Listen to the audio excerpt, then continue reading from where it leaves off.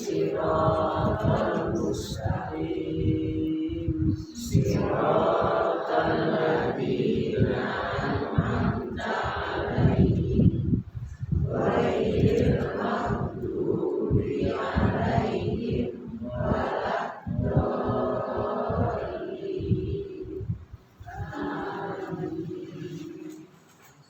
Asyhadu an la ilaha illallah wa asyhadu anna Muhammadar Rasulullah.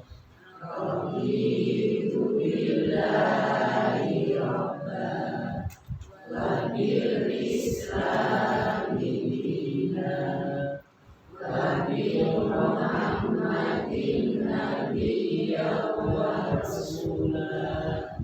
Rabbi zidni ilma warzuqni fahma. Amin.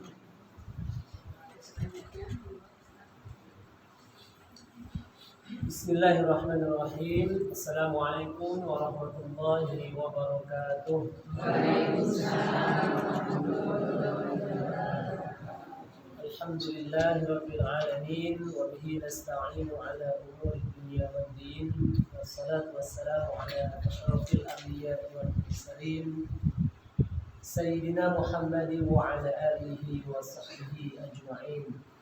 Rabbi ishrah li sadri wa yassir li amri wa hlul 'uqdatam min lisani yafqahu qawli. Amma ba'd. Alhamdulillah, puji syukur kita limpah curahkan hanya kehadirat Allah Subhanahu wa taala atas karunia nikmat yang Allah berikan kepada kita sehingga kita masih diberikan kesehatan, kekuatan, kesempatan untuk bisa bermuajah di majlis ini. Majlis yang kita harapkan berlimpah curah rahmat, keberkahan serta ridho dari Allah Subhanahu wa taala.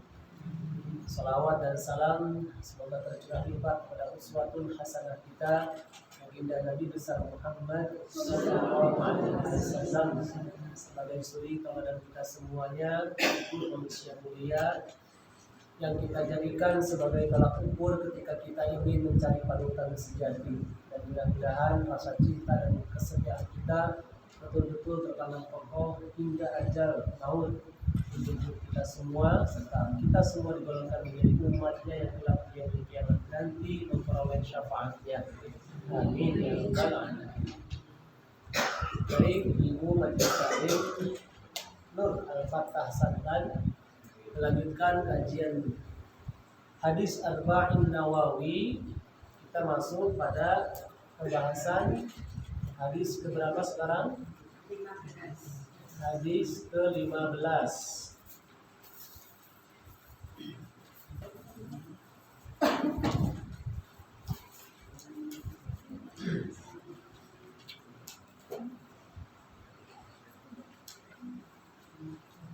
Silahkan dibuka. Sama tidak teksnya? An Abi Hurairah radhiyallahu anhu anna Rasulullah sallallahu alaihi wasallam qala, sama, man kana yu'minu billahi wal yawmil akhir falyaqul khairan aw liyasmut. Wa man kana yu'minu billahi wal yawmil akhir falyukrim jarahu. Wa man kana yu'minu billahi wal yawmil akhir falyukrim dhaifahu. Sama? Ya, kita baca bareng-bareng. An Abi Hurairah radhiyallahu anhu anna Rasulullah sallallahu alaihi wasallam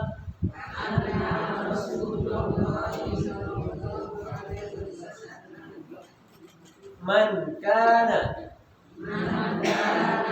yu'minu billahi wal yawmil akhir falyaqul khairan aw liyasmut wa man kana yu'minu billahi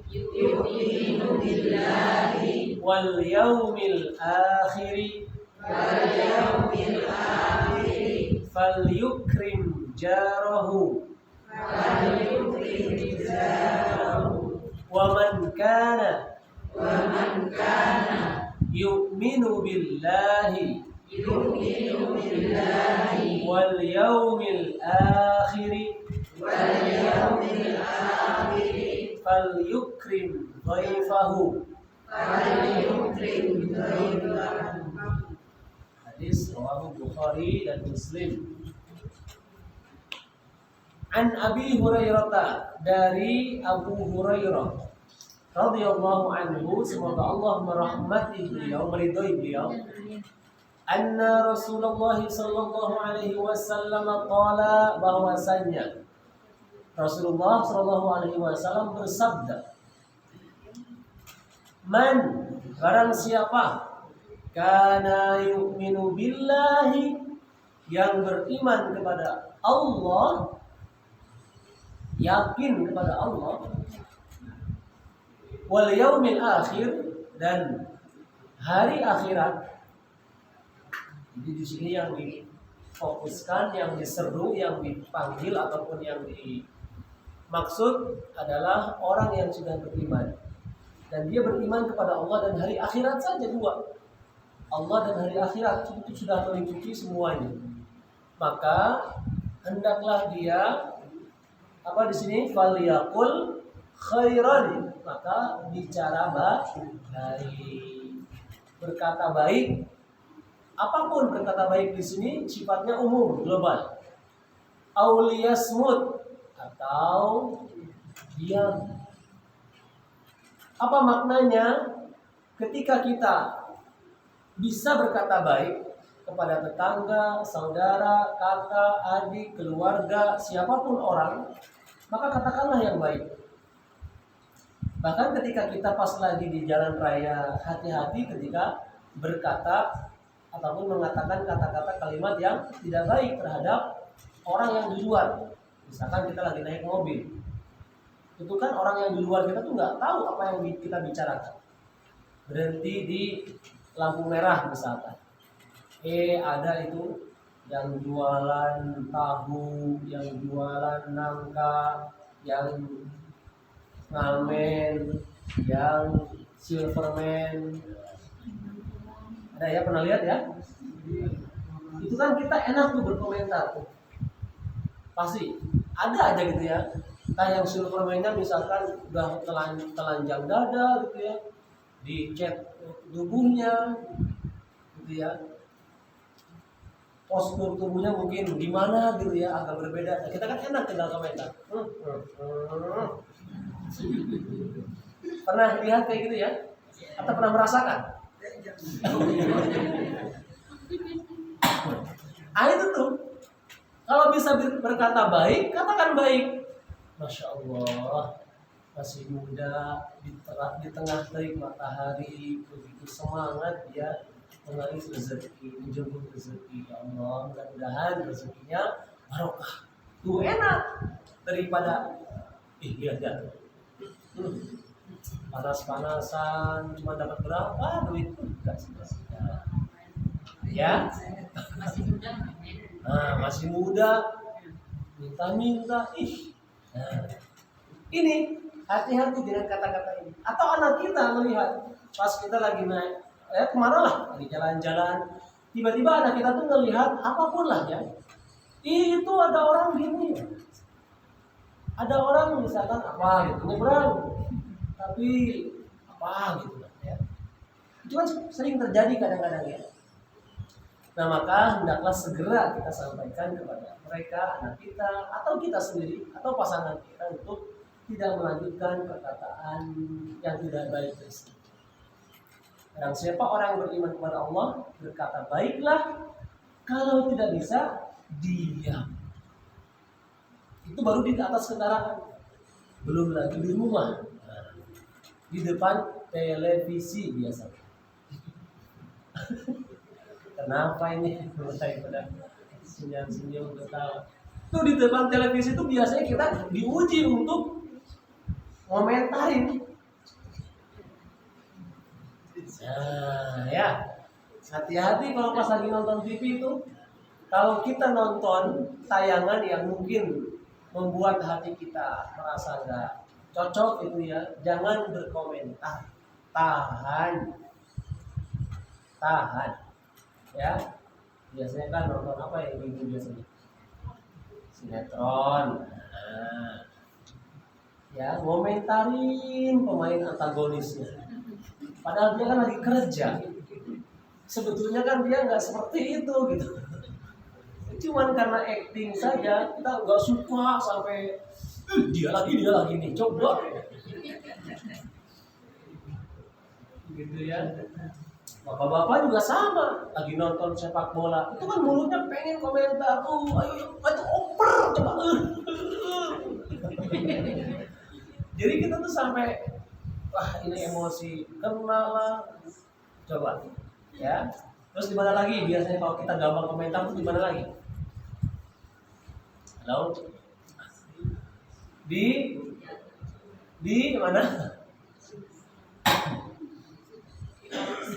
Oh, di arisan, di tempat arisan tuh. Mbak Yu, ribut kabar Yu. Nggak masalah kalau nanya kabar, nggak masalah. Yang repot tuh kalau sudah kemana-mana itu loh. Ribut si Anu saya gitu. Oh. Nah mulai ya. Ada ya di arisan bisa ya. Makanya kalau bisa tuh kalau ketemu orang kita tuh bicara ngobrol tuh yang ide, gagasan, kabar baik, orientasinya tuh ke arah yang menambah wawasan itu lebih penting. Gimana kabarnya? Keluargamu gimana? Baik-baik semuanya? Alhamdulillah sehat. Loh, kemarin saya dengar anaknya dapat juara ya, alhamdulillah, barakallah semoga sehat terus, bisa berkarya terus ya. Bagi-bagi ilmunya buat anak saya, kapan bisa sharing-sharing. Jadi yang standar-standar.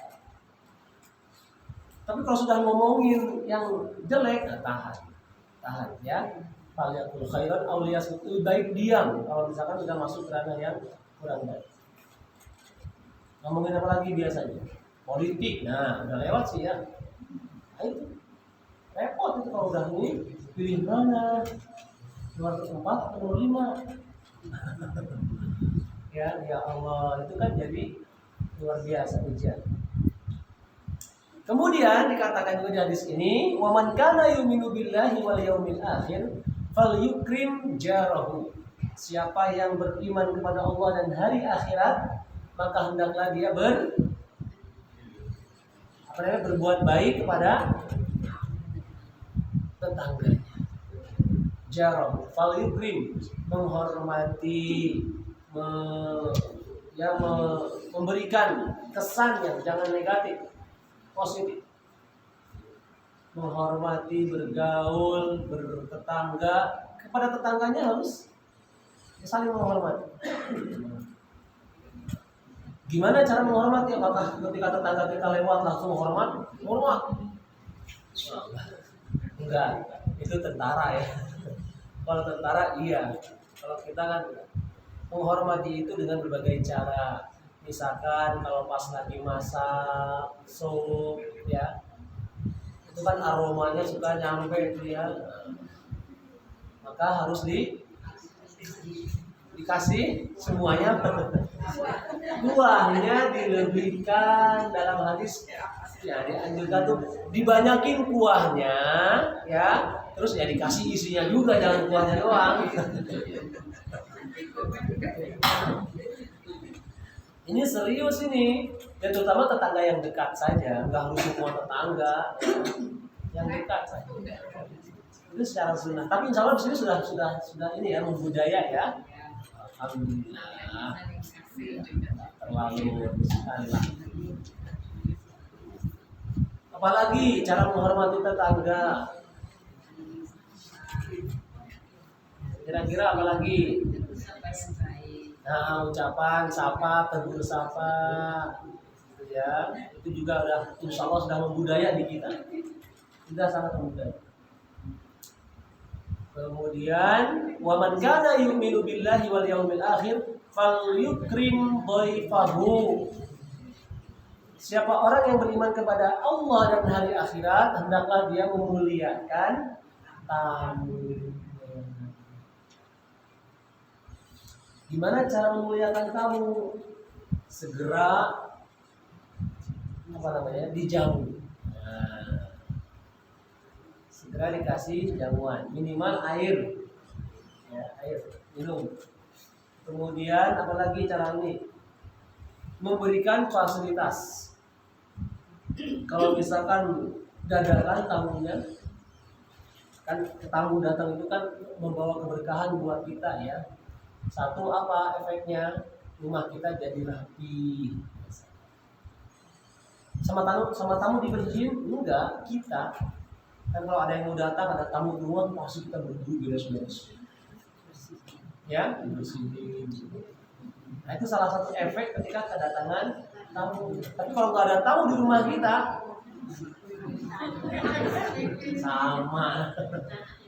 sama. Bahkan datangnya tamu ke rumah kita itu merupakan bagian daripada tanda keberkahan. Senanglah kita kalau misalkan rumah kita itu dikunjungi tamu. Justru malah kita harus istilahnya kayak harus ada rasa perasaan, ya Allah, kenapa ya rumah sini kok nggak ada tamu udah 1 bulan misalkan. Wah, jadi risau, cemas. Nah, ini beneran ini. Kalau enggak, telepon saja ke rumah, yuk kita kumpul. Apalagi kita ngeliwet. Di sini apa, di sini ngapain? Sambelan ya. Yang Jawa Barat itu ngeliwet. Itu salah satu. Karena mohon maaf ya, di Arab Saudi, orang Arab itu kalau misalkan rumahnya kedatangan tamu, dipanggil semua keluarganya keluar, terutama yang laki-laki. Karena merasa senang dengan kehadiran tamu. Bahkan pernah ada orang Yahudi itu datang bertamu di perkampungan Arab, ya, di Palestina. Itu senangnya luar biasa. Padahal orang Yahudi yang datang. Ibaratnya beda iman, beda ranah, tapi tetap ada kegembiraan kedatangan tamu rumahnya. Masya Allah. Makanya kita kalau bisa gitu ya, kalau misalkan rumah kita tuh nggak ada tamu, kita harusnya bertanya-tanya kenapa? Karena orang-orang Arab itu sampai itu nawarin, ayo ke rumah main, ayo kita apa gitu. Bahkan mereka tuh kalau mau bersedekah saja ngebayar orang buka puasa, itu senang kalau ada yang mau buka puasa di rumahnya. Bahkan mereka itu berlomba-lomba bikin lapak di pelataran Masjid Nabawi, Masjidil Haram, bikin. Nyediain makanan enak-enak gitu ya. Kita nggak tahu mau nyari orang mana, sampai mereka sendiri langsung turun gitu ya. Ayo buka puasa di sini sama kami, ayo sini ngajak. Masya Allah, ngajak untuk berbuka puasa di sini. Bahkan sampai bayar orang, calo bayar bahasanya. Nyari calo, tolong cariin orang biar buka puasa di sini. Di booking gitu. Gratis padahal, gratis.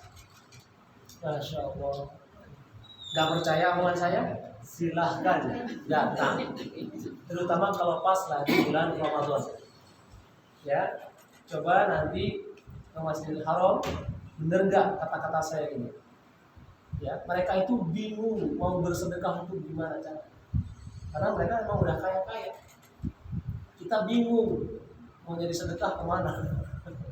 Bukan, tapi berusaha untuk berbagi itu ternyata Masya Allah. Memberikan kepada orang, apalagi yang kelaparan, dalam hal ini adalah puasa, banyak keutamaan. Orang bertamu ke rumah, banyak keutamaan. Orang berkunjung ke rumah kita, banyak keutamaan. Dan mereka selalu menyambut senang. Nah, ini keutamaan di sini, fal yukrim dhaifahu, atau ya tamu maka muliakanlah tamu. Seberapa lama? Maksimal 3 hari. Ya, kita ketika memuliakan tamu dianjurkan memuliakan tamu, tapi tamu juga harus tahu diri. Loh ya iya kan? Mentang-mentang dimuliakan kita kemana-mana berkunjung, bertamu. Nah, 3 hari di rumah si A, 3 hari di rumah si B, itu pengeluaran bisa irit itu. Ternyata ya ada apa namanya, harus sadar diri, jadi nggak hanya memanfaatkan saja.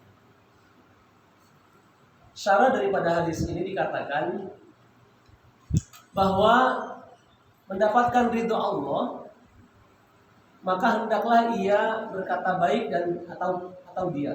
Karena orang beriman kepada Allah itu sebenar-benarnya tentu dia takut kepada ancamannya. Jadi ancaman apa? Ancaman ketika kita berkata buruk. Kita ngomong buruk, ngomong jelek itu pasti kembalinya kepada siapa? Kepada diri sendiri. Ini hukum yang sudah pasti akan terjadi. Hukum apa namanya ya? Sebab akibat, karma bahasa kita ini. Sebab akibat. Kalau kita berkata jelek kepada si fulan, nanti itu kembali kepada diri kita. Kemudian orang beriman itu senantiasa mengharap pahala. Jadi omongan baik itu melahirkan pahala kebaikan, melahirkan buah daripada kebaikan tersebut. Untuk siapa? Ya siapapun di antara kita. Siapa yang menanam, dia yang akan memetik. Man yazra yahsud. Gerak-gerik, bersungguh-sungguh melaksanakan perintah dan meninggalkan larangan-larangan Allah. Nah, ini salah satunya. Makanya penting buat kita memilah dan memilih kata-kata mana yang kira-kira ini akan melukai hati orang lain, mana yang bisa dipahami, penting untuk kita pilih. Dan yang terpenting adalah semua itu mengandalkan gerak-gerik seluruh anggota badan. Di anggota badan kita semuanya kelak akan dimintai tanggung jawab. Terlebih lagi ucapan, perkataan. Makanya Allah Subhanahu wa taala tegaskan di surat Yasin ayat 65, "Al-yauma nakhtimu 'ala afwahihim wa tukallimuna aydihim wa tashhadu arjuluhum bima kanu yaksibun." Jadi mulut kita nanti dikunci, nggak bisa apa-apa, nggak bisa ngomong, berkata. Tangan kita justru malah yang menjawab. Kaki kita jadi saksi. Padahal kita banyak berbicara di dunia. Kita banyak ngomong. Perempuan saja menurut penelitian itu kan sehari harus mengeluarkan berapa ribu kata? Kurang lebih ada yang tahu? 6 atau sampai 7, 60 atau sampai 70 ribu kata. Makanya wajar wanita itu, mohon ya, dalam tanda kutip kayak cerewet. Karena memang harus dia mengeluarkan kata-kata banyak. Lain berbeda dengan laki-laki. Laki-laki dia kebanyakannya. Beda dengan saya yang lagi ngomong aja. Ya, karena memang lagi tugasnya ngomong ya. Dan di surat Al-Isra juga ada itu ya. Di surat Al-Isra ayat ke-36 yang artinya sesungguhnya pendengaran, innas sam'a wal basar wal fuad, sesungguhnya pendengaran, penglihatan, hati, semuanya kullu ulaika kana anhu mas'ul, semuanya akan dimintai tanggung jawab.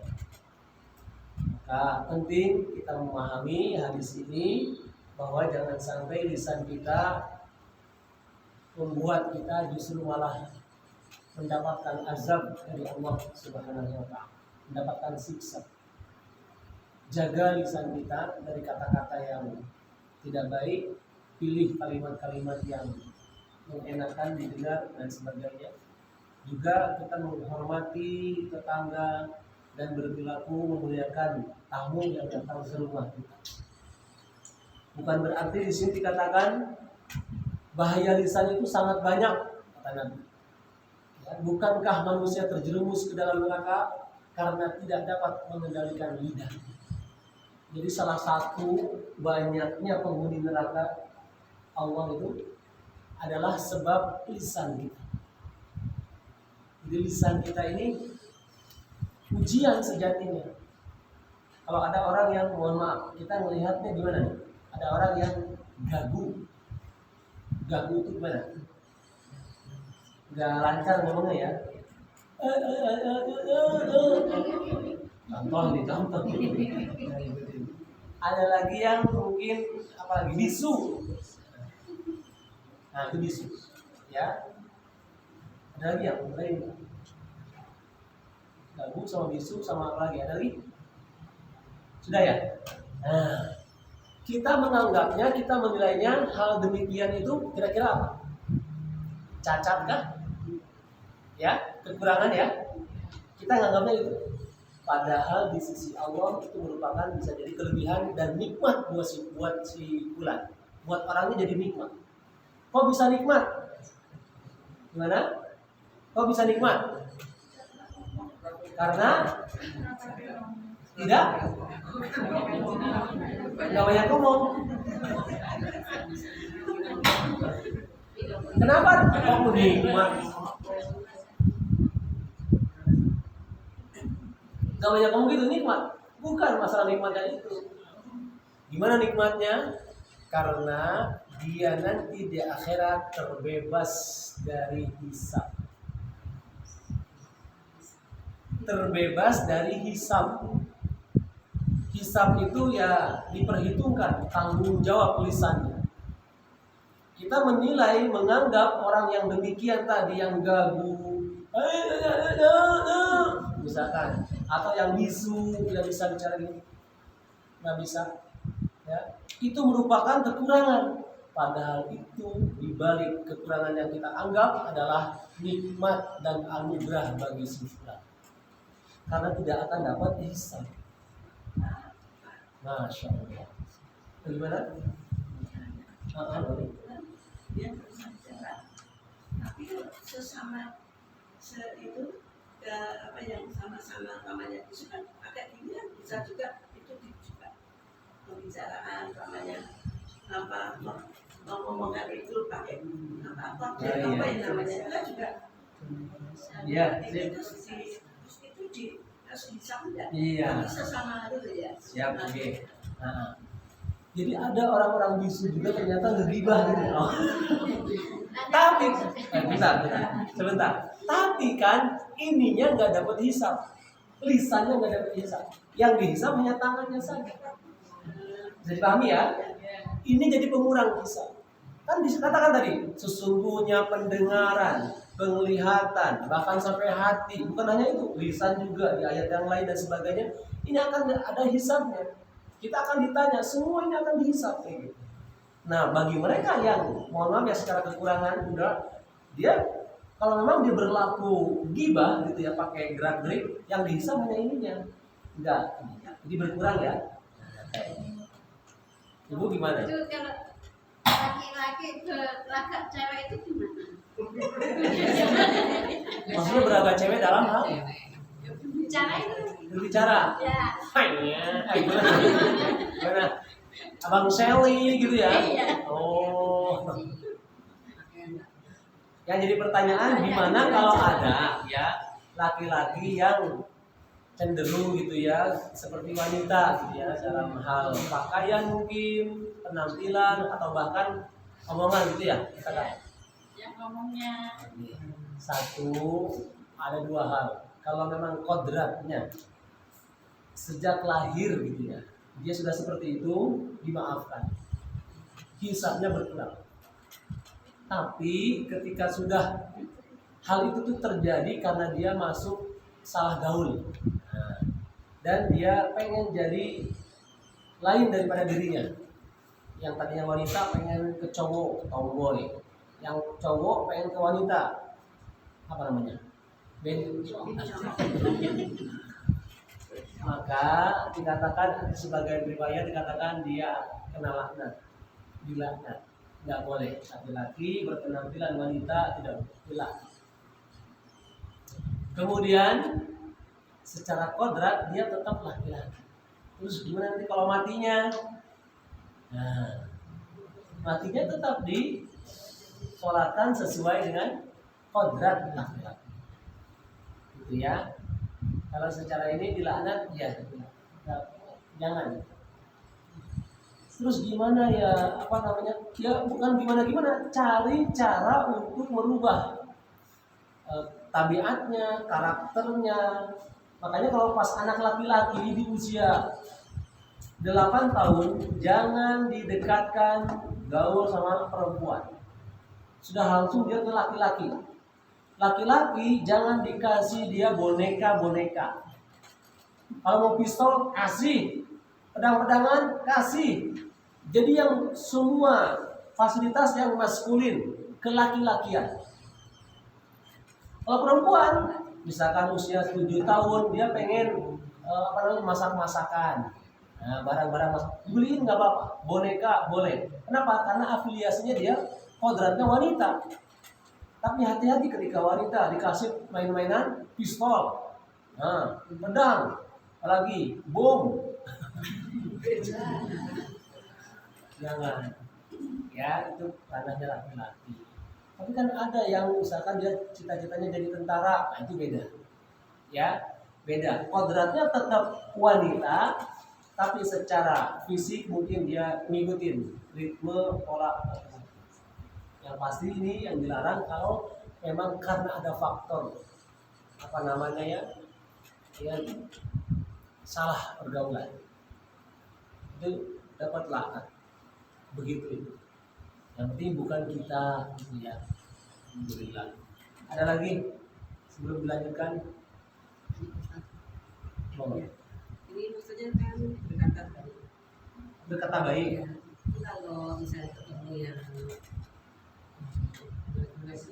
kita tidak sengaja keceplosan gitu. Maksudnya ketemu siapa? Yang ketemu yang anak ya. Ketemu apa?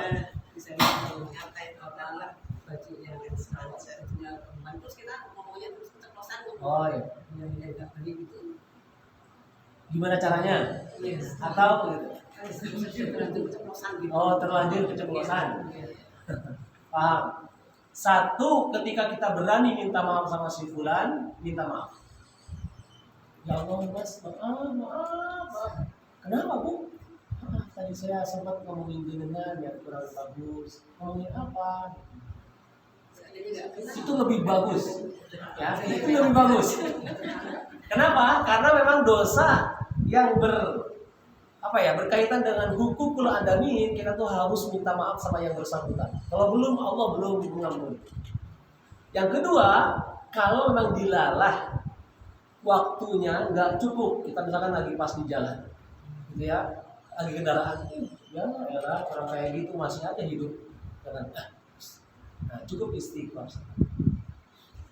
Ya, karena potensi menilai, komentari itu pasti ada.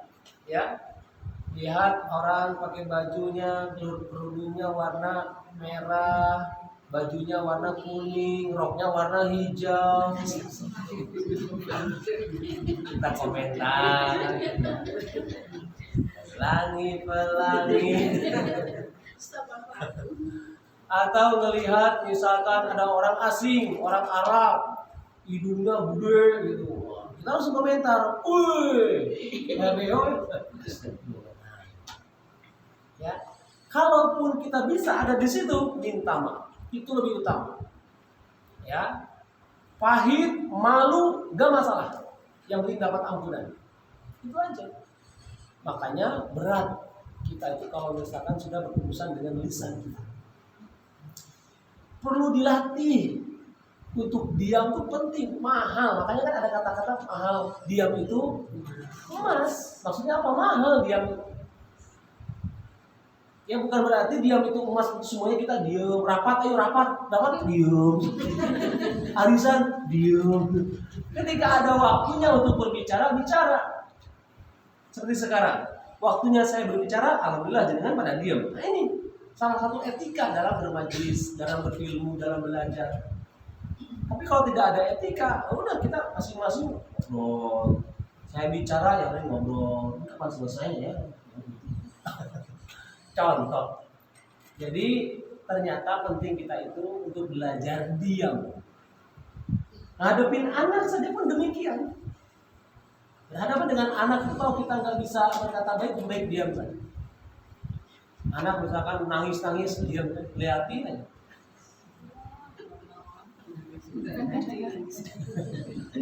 Coba, ayo, pernah belum? Anak nangis atau rewel ngapain gitu, kita diam aja sambil ngeliatin wajahnya.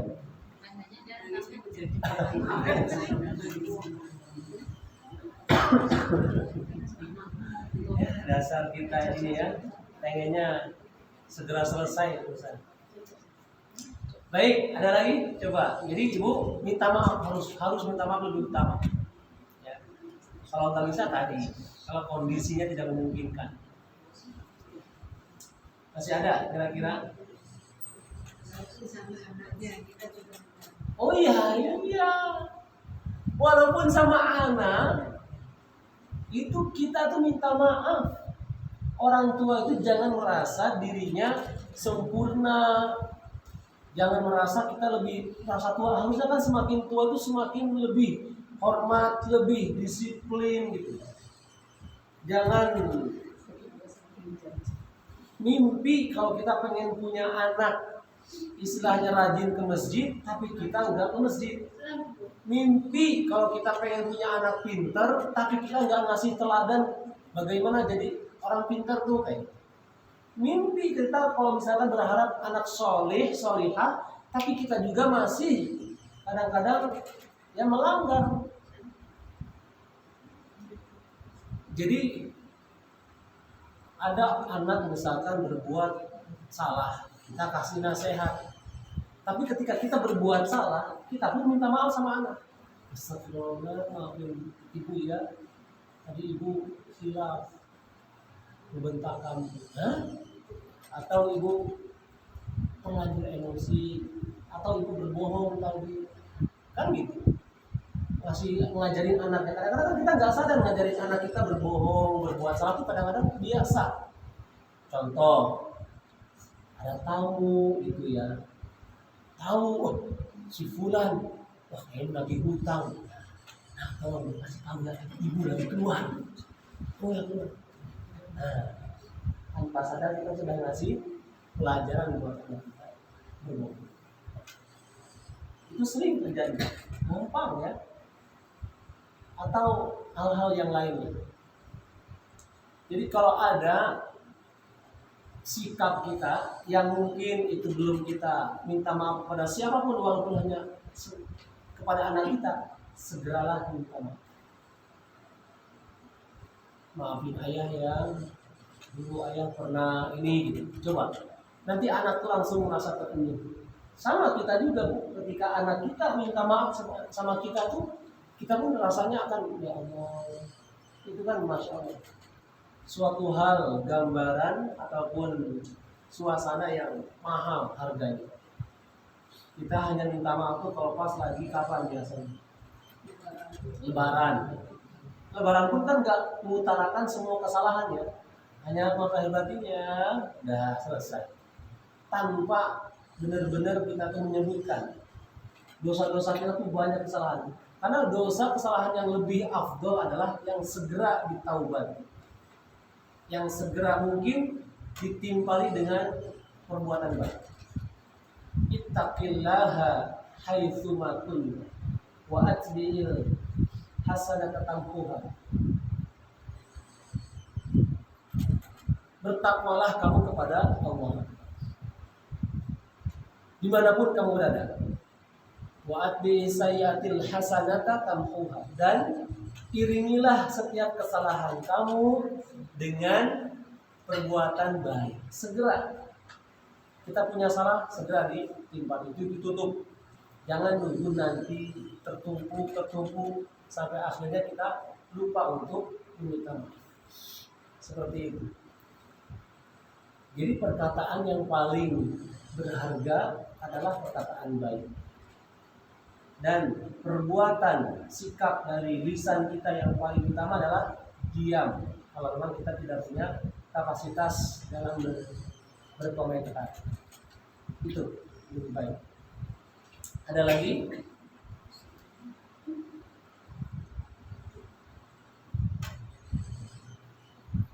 Nah, ini ada hadis tambahannya, keterangan dari pembahasan ini.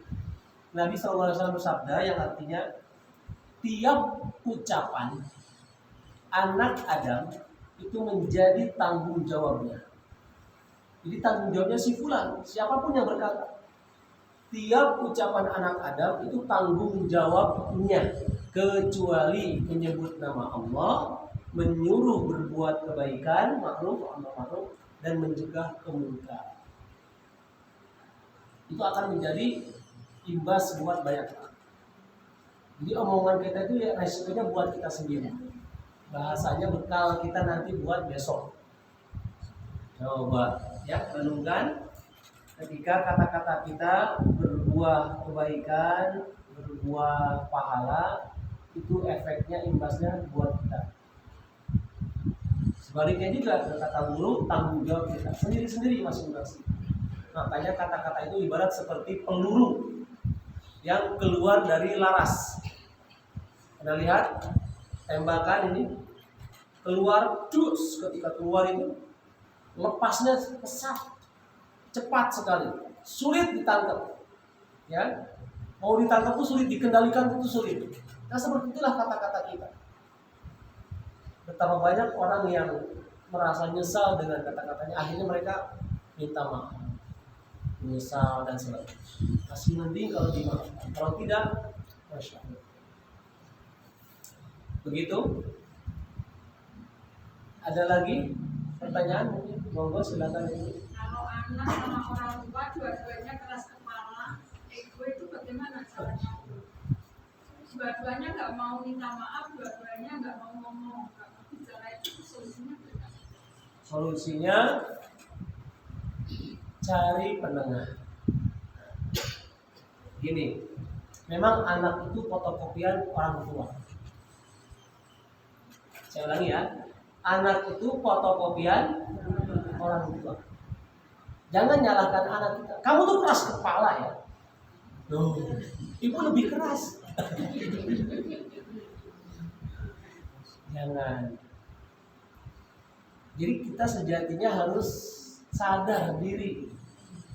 Kalau anak, orang tua sama-sama keras kepala dan tidak mau minta maaf, coba. Salah satu solusinya adalah cari orang ketiga untuk penengah. Kalau ada satu masalah loh ya. Tapi lebih utama adalah maka di antara salah satunya harus ada yang menekan ego. Harus ada yang menekan. Ada yang mau ini salah satu, yang tua juga orangnya pasti merasa tua, yang anaknya merasa aku nggak bersalah, aku disakiti. Nah ini sih. Solusinya Maka cari orang ketiga. Solusinya cari orang ketiga. Berarti kan ini ada masalah tuh ya. Ya, kali ini ada suatu masalah yang sulit karena mereka saling ego mengendalikan ini. Maka solusinya itu cari orang penengah. Penengah itu ya orang ketiga. Jangan dikenal oleh keduanya, bisa. Jangan ada yang dikenal. Atau yang dikenal tapi yang bijaksana. Maksudnya misalkan dari keluarga besarnya itu ada yang dia pandai merangkai kata ataupun pandai membuat orang itu ada ketertarikan. Contoh, karena kan dalam Islam itu sekalipun berbohong, ya berbohong demi melerai yang sedang bertikai, itu bukan bohong dan tidak termasuk dosa, bahkan pahala. Contoh, ya si A, si B lagi berselisih.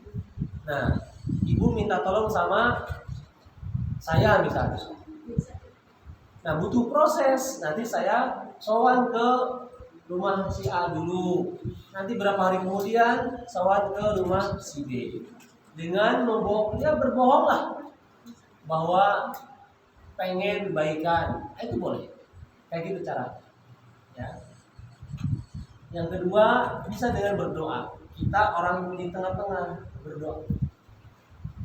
minta doa sama orang yang lagi ada keluarga saya lagi kurang akur gitu ya, tolong doakan. Gimana caranya? Mulai dengan perantara air minum, ya, mudah-mudahan misalkan diberikan, dibukakan pintu hatinya yang keras, dilunakkan. Nanti ditiup, dikasih salah satu air suruh minum. Insya Allah nanti jadi jalan. Ada lagi atau kita iklan?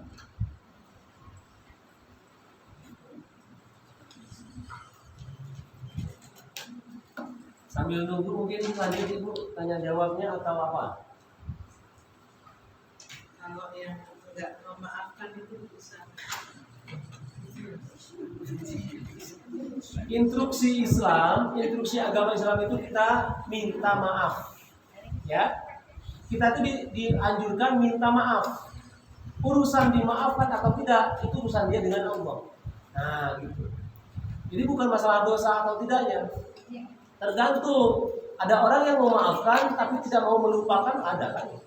Saya maafkan tapi saya sulit melupakan. Nah, kan ada aja kayak gitu ya.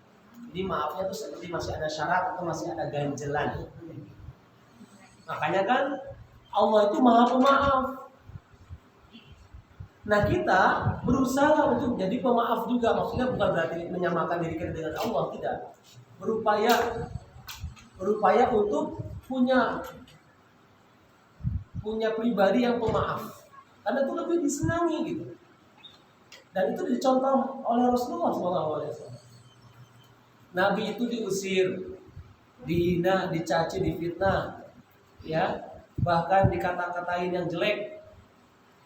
Diusirlah ya dari tempat kelahirannya. Ketika datang ke kota Mekah dalam kondisi waktu itu Fathu Mekah namanya, itu Nabi tidak balas dendam. Nabi tidak ada kalimat-kalimat ataupun niatan untuk membuat kaum penduduk Mekah yang ketika itu sedikit gitu ya, tinggal diserang pun bisa, tapi nggak ada. Memaafkan. Hei orang-orang, sini kumpul keluar. Al-yaum yaumul marhamah, hari ini hari kasih sayang. Nggak ada perang-perangan, nggak ada. Ayo. Jadi di sini kita dikasih contoh sejatinya oleh figur kita, suri teladan kita. Jadi kita harusnya sudah berposisi demikian.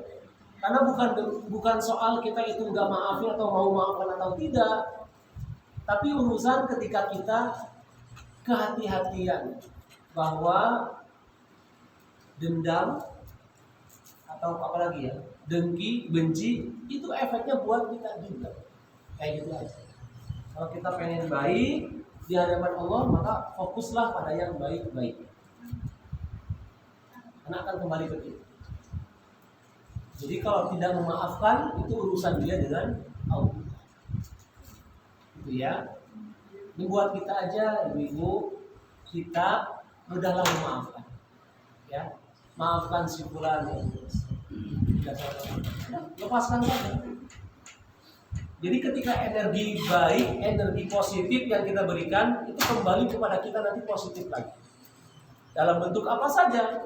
Dalam bentuk dimudahkan rezekinya, dilancarkan urusannya, disehatkan badannya, dimudahkan segala permasalahannya. Itu pasti efeknya seperti itu. Kita memaafkan orang, nggak tahu gara-gara kita memaafkan orang, kita dimudahkan langkah apa? Itu pasti ada. Gitu. Itu seperti ya hukum apa namanya ya, sebab akibat bisa, tarik menarik bisa, karena energi positif. Begitu ibu ya, jadi maafkan saja, jangan kita menaruh dendam, gak enak, apalagi sampai dibawa ke akhirat. Nanti saya tunggu di akhirat. Ya Allah, nggak enak ya. Nggak enaknya gimana? Ya kita harusnya sudah nyantai, sudah enjoy masuk ke surga. Gitu. Ini masih di sana, dia masih dihisab. Pasti di sidang dipertemukan dengan si A, si B, si C, si D, ya. Begitu, Ibu. Masih ada kira-kira? Contoh Ibu, ya.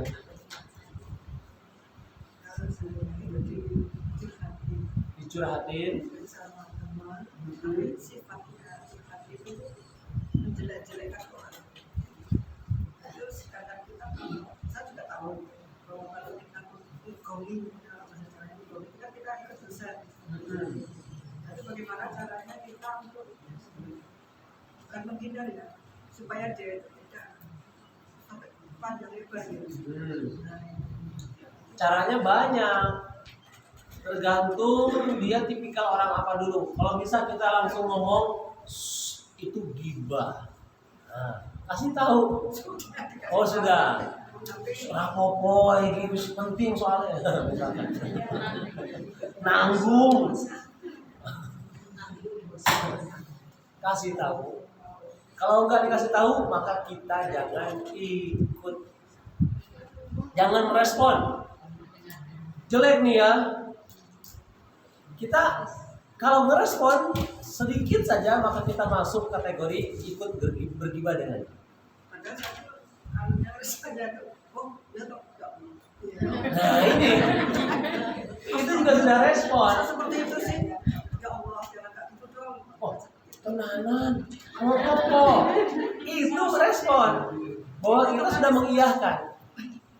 Otomatis responnya seperti itu. Caranya responnya istighfar. Tahu nggak? Kemarin ujian ini. Istighfar buat kita jangan sampai merespon gitu. Alihkan pembicaraan. Kemarin saya ini beli sayur, jangan mau nggak saya kasih. Nah, yang dia lagi menggebu-gebu benci sama orang. Lewat telepon. Oh, lewat telepon. Kalau lewat telepon gampang.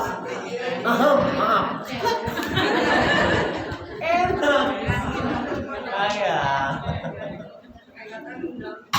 Tinggal matiin. Nanti telepon lagi. Maaf keputus ya. Oh tadi mati lampu kayaknya. Atau pulsanya habis. Ini baru lagi. Cari cara. Atau mohon tadi kepencet. Kepencet sama jari saya sengaja, maaf sengaja kepencet. Jadi cari cara kita untuk tidak ikut gitu ya. Tidak ikut. Kalaupun bisa pun nggak apa-apa, dia cerita tentang si Anu gitu. Oh gitu, iya. Taruh aja di sini. Kita masak. Halo. Iya, halo. Gimana? Sudah selesai belum? Kan gitu. Cari cara. Yang penting jangan sampai kita ikut mengiyahkan, karena mengiyahkan itu sudah masuk kategori kita. Kalau kita ikut masa seperti itu, kayaknya nggak mungkin. Masa sih kalau selama ini saya nggak tahu gitu, jadi seperti saya sepertinya enggak. Saya bergantung teman-teman ini.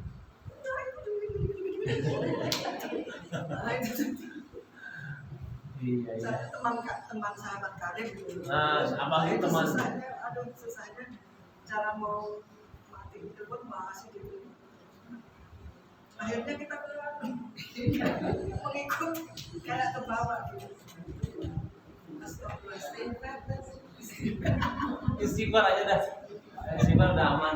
Kalau kita itu mendengarkan, misalnya dalam suatu acara mereka di antara mereka itu ada yang membicarakan sengketa orang, kita itu ikut mendengarkan itu ya ikut putusan.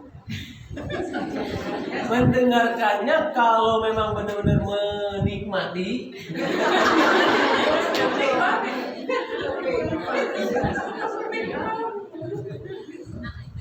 Maka bisa jadi itu nanti yang dihisapnya hanya hati dan pendengaran kita. Hati dan pendengaran kita. Iya. Maka caranya tadi istighfar. Ketika kita nggak mau, ada itu mau izin, nggak enak gitu ya. Langsung aja.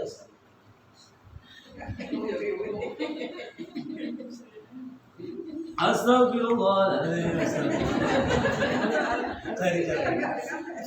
Jadi cari kita itu seolah nggak mau dengerin. Ini beneran. Makanya orang yang duduk di forum kejelekan dia akan ikut. Memang seperti itu hadisnya juga. Di forum dia misalkan yang majelis ilmu, agama ataupun tahsin, baca Quran, dia akan ikut ya di situ majelisnya, akan dihitung nanti. Ketika majelisnya itu ternyata pengajian juga udah ngomongin, ngejelek-jelekin, maka itu. Itulah kenapa secara pribadi saya tidak cocok dengan misalkan ada pengajian yang membahas tentang ya orang lain, ngejelek-jelekin siapa, karena itu bahaya. Ya, bahaya. Bahayanya apa? Jadi seolah udah ngajak makmumnya jamaahnya untuk ngegibah berjamaah. Begitu, Ibu. Kita ini rehat apa cukup ya? Oh, diminum dulu. Yuk kita rehat dulu sejenak. Mari kita baca doa bersama-sama. Bismillahirrahmanirrahim. Allahumma barik lana fima razaqtana wa qina adzabannar.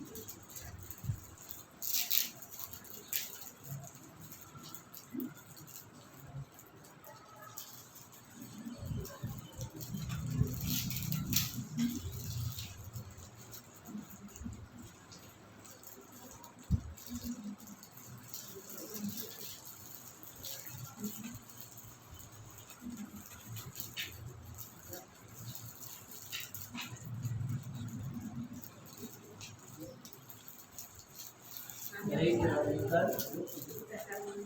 Cukup. Oh iya boleh. Ini kan juga mau menuju Ramadan. Iya. Kita kan kalau itu kan juga sering istiqam puasa pernah puasa. Terus kalau waktu dulu kita itu masih sering apa ya? Untuk yang puasa itu belum istilahnya imannya belum terlalu kuat, jadi kosong itu sok bukan, tapi untuk nyalurnya itu masih males. Nah, terus sekarang itu sudah dengan bertambah usia, sudah imannya sudah sangat kuat, terus dia itu sudah mulai mau rutin puasa, berniat mau rutin puasa setiap apa ya, kalau itu nanti kewajiban. Kemarin yang sudah makan males nyawa itu ya masih bisa. Ya. Ya dulu Ya. Ya, selama kita masih ingat berapa batalnya, maka disahur. Apa dibayar, karena itu akan ada hisabnya. Pun kalau kita nggak tahu jumlahnya berapa, maka yang seingatnya saja, yang diingat saja berapa. Ataupun kalau nggak bisa, nanti diganti dengan bayar fidyah, ngasih makan orang kalau nggak kuat, ya. Jadi misalkan, saya hanya nggak mampu nih kalau untuk mengganti puasa yang banyak, maka bayar fidyah sebelum datang ajal menjemput. Itu aja. Seperti contoh orang yang berhubungan suami istri di siang hari bulan puasa, itu kena kafarat. Apa kafaratnya? Puasa 2 bulan berturut-turut. Satu kali hubungan suami istri itu 2 bulan. Kalau 2 kali berhubungan suami istri, maksudnya 2 kali itu 2 hari ya, hari Senin sama hari Rabu misalnya, maka diganti, wajib menggantinya dengan puasa 4 bulan berturut-turut. Berturut-turut itu nggak boleh terjeda. Nah, ketika kita masih muda atau masih kuat puasa tapi nggak sanggup, maka harus menggantinya adalah membebaskan budak dulu. Membebaskan budak, memerdekakan budak. Kan nggak ada zaman sekarang berbuat perbudakan, nggak ada. Misalkan maka dengan bayar fidyah, ya, ngasih makan orang selama jumlah 2 bulan begitu. Jadi bayar fidyah kalau memang benar-benar nggak bisa, lebih utama adalah ya dilunasi dengan puasa. Seperti itu. Makanya pentingnya kita mengedukasi sedini mungkin sejak ya masih usia belum akil balik, sudah terbiasa mereka sholat 5 waktu, puasa dan sebagainya. Kenapa? Karena memang ternyata itu hal yang terpenting.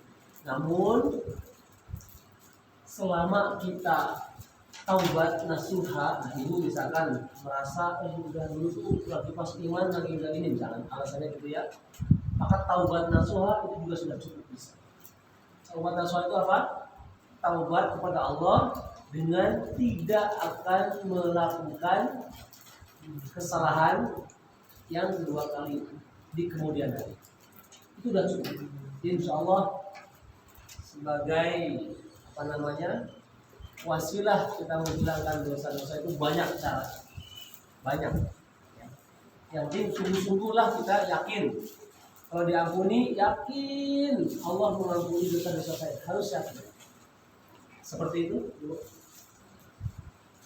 Baik, terima kasih. Mudah-mudahan apa yang kita bahas, kita urai pada kesempatan kali ini betul-betul mendatangkan manfaat dan bisa kita amalkan dalam kehidupan kita sehari-hari. Ya, semampu kita menjaga lisan kita, berkata baik, memuliakan tamu, menghormati tetangga dan sebagainya.